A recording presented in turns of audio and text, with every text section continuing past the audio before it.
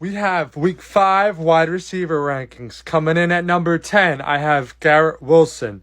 He has been a little bit shaky so far because of Zach Wilson. Zach Wilson has looked halfway decent, especially against the Chiefs.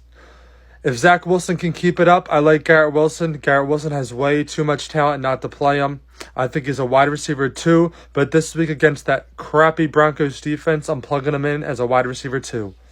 And coming in at number 9, I forgot to put him in here. I am so stupid. We have Amon-Ra St. Brown. He's clearly a top 10 wide receiver. He's a wide receiver 1. He hasn't been as great as he was in years past, but I'm going to give him a slow start. Jared Goff has looked nice. A lot of people are going to say, what about Jameson Williams? Amon-Ra St. Brown. He's him. Clear wide receiver 1.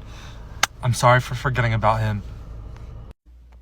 Coming in at number 8, we have one of my favorite wide receivers, Cooper Kupp. He has wide receiver 1 upside. When he was healthy, he was putting up 25 points per game. 25 points per game. That is crazy. If he plays, he has way more upside. It's his first game back potentially. Love Cooper Kupp this week against my Eagles. Coming in at number 7, we have CeeDee Lamb.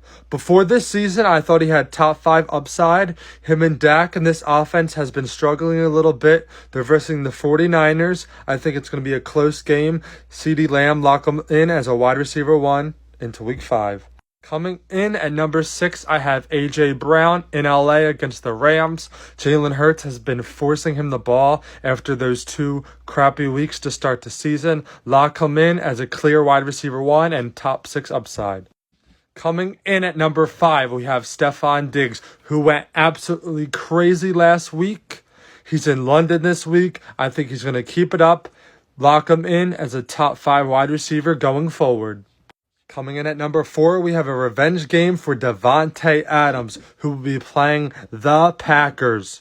He has to prove that he's the best receiver in the league. He wants to go off against his former team. Doesn't matter if it's Aiden O'Connell or Davante Adams. He's still Davante Adams, and he's still one of the best, if not the best receiver in football.